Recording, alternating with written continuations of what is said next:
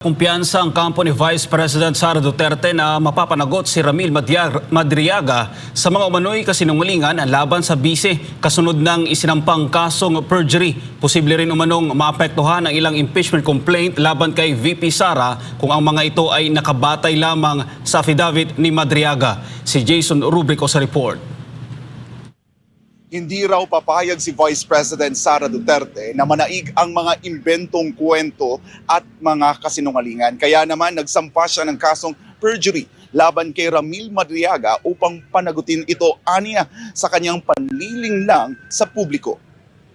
Alam niyo po na kung may mga kasinungalingan. Nagsampa ng kasong perjury si Vice President Sara Duterte laban kay Ramil Madriaga dahil sa mga alegasyong nakapaloob sa affidavit nito laban sa bise. Sa pahayag ni VP Sara, binigyang diin niyang nakita ng publiko kung paano ginamit sa kaso sa International Criminal Court laban kay dating Pangulong Rodrigo Duterte ang mga salaysay ng ilang testigo kabilang sina Arturo Las Cañas at Edgar Matubato na pinuna noon bilang mga gawa-gawang pahayag. Ayon sa kanya, kung naipaglaban at naaksyonan agad ang mga naturang alegasyon, hindi sana nagamit ang mga ito laban sa dating Pangulo.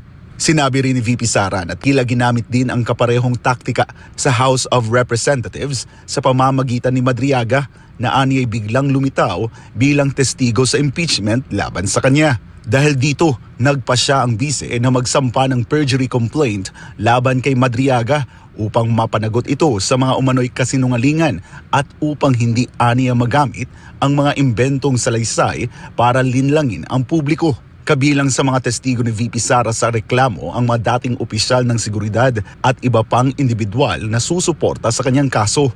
Ayon kay Attorney Paulo Panelo, legal counsel ni VP Sara, pinatutunayan sa complaint affidavit na walang personal o profesional na ugnayan sina VP Sara at Madriaga. Pinapatunayan dito sa complaint affidavit na hindi magkakilala si VP Sara at itong si Ramil Madriaga.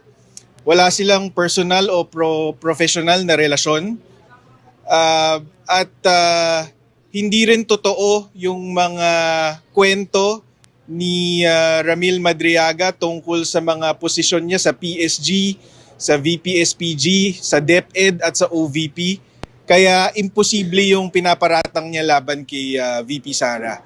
Kumpiyansa rin ang kampo ni VP Sara na may sapat na batayan ang kaso upang makitaan ang probable cause at posibleng makamit ang conviction laban kay Madriaga. We are confident that this is more than sufficient to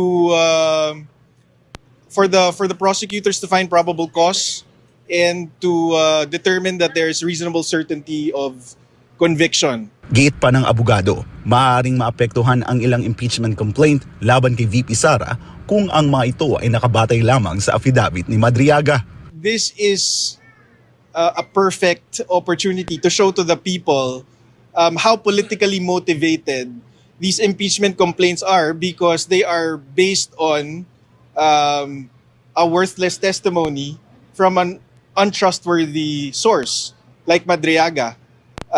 It shows that the complainants and those pushing for the impeachment did not fact check or did a background check on Madriaga and his claims. Our guess is that this will shatter the impeachment complaints if they're relying on the Madriaga affidavit for merit. Samantala, nang tanungin kung napanood niya ang mga impeachment hearing laban sa kanya, ito ang naging sagot ni VP Sara. Marami akong ginagawa na trabaho.